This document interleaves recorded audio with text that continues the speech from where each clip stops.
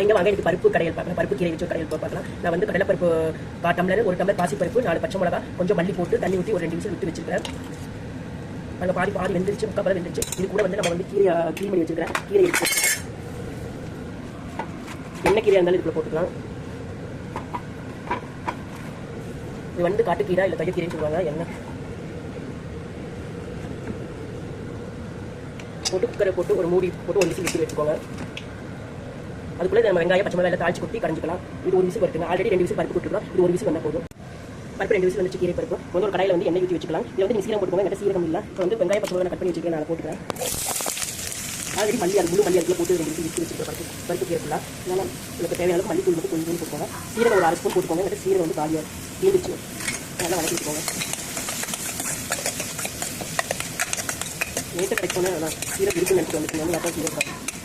மல்லித்தூள் கொஞ்சம் 1/4 ஸ்பூன் போட்டுக்கோங்க. ஆல்ரெடி முழு மல்லி போட்டுக்கோங்க. 1/4 ஸ்பூன் போட்டுக்கோங்க. கல்லுக்கு தேவையான அளவு போட்டுக்கோங்க. நல்லா வதக்கி வச்சுக்கோங்க.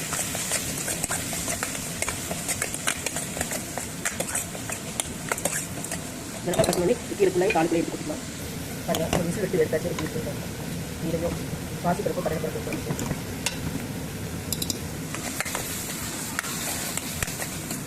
ஆனியன் நல்லா வெங்காயம் நல்லா வெந்து கொடுத்தா நல்லா கரண்டிலே நல்லா கரைச்சிக்கலாம்.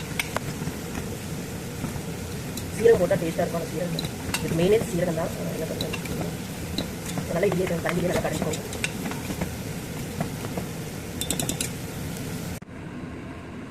வாங்க வெங்காயம் வணக்கிறவங்க பருப்புக்குள்ளே எடுத்து கொட்டி வச்சு நல்லா கலரி விட்டுக்கலாம். கீரை பருப்பு கடையில் ரெடி. இது நல்லா பாசி பருப்பு, அந்த கடலை பருப்பு வாயில் தட்டு பண்ணுறது அவ்வளோ டேஸ்ட்டாக இருக்கும்.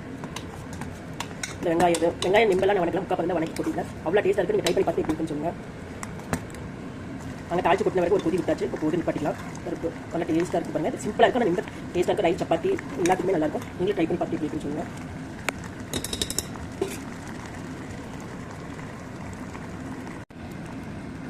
ஒரு ஸ்பூன் நெய் விட்டுருக்கேன் லாஸ்ட்டில். நீங்களே ஒரு ஸ்பூன் நெய் விட்டு நல்லா கலந்துக்கோங்க. நெய் ஒரு ஸ்பூன் விட்டு ரொம்ப டேஸ்ட்டாக இருக்கும்.